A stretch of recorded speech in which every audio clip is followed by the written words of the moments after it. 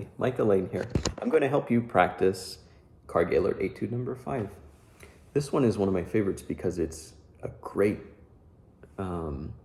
test of dynamic contrast. Basically, the difference between our louds and our softs. In general, flute students have a very difficult time making their low notes loud and resonant. So by playing the same notes back to back, you are sort of stretching your embouchure and feeling where you need to place the air in order to get your maximum resonance. I love that about this etude.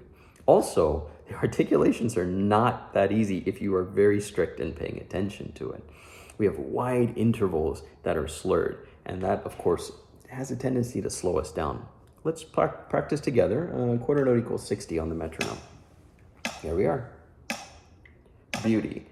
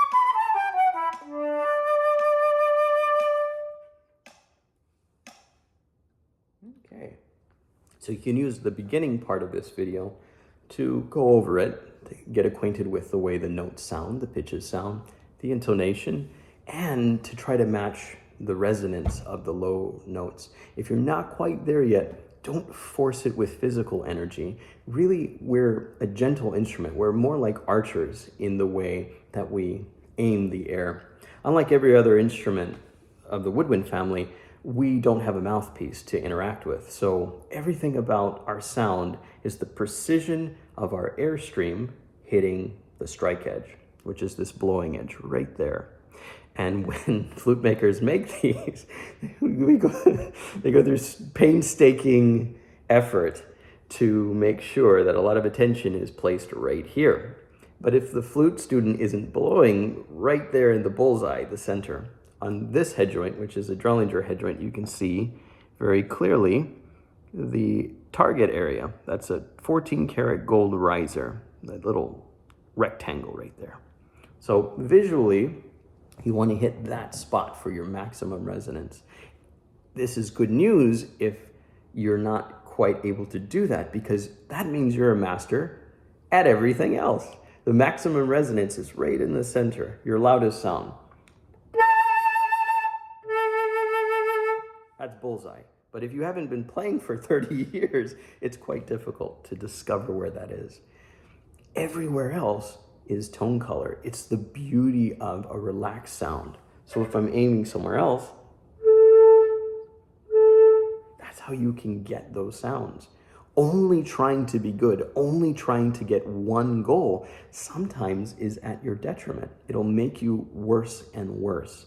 Instead, always try to scientifically create a boundary. You know what your goal is in this etude. It's maximum forte, resonance, and maximum relaxation and hollow beauty, purity of color. Now, know that at the beginning of your journey, you're here, But as you keep practicing, you'll be able to inch your way towards your goal, both getting louder and beautifully softer at the same time. Only trying to be good is not a great thing on our instrument, because we tend to cover more and more of our embouchure the more tense we get. We tend to tighten up more and more of our muscles, which actually takes away the freedom that you're looking for. So keep that in mind as you're going through this etude and practicing at half tempo. Then speed up the video and see how far your fingers can take you. Good luck and happy practicing. Take care.